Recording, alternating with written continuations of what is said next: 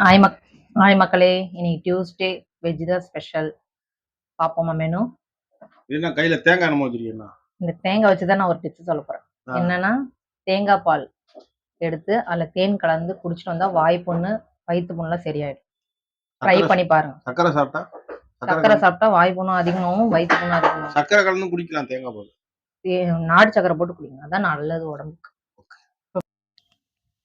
சுட சுட சாதம், சைவ ஆம்லேட், அரைக்கீரை கடையல், அரைக்கீரையா, உருளைக்கிழங்கு வறுவல், வேற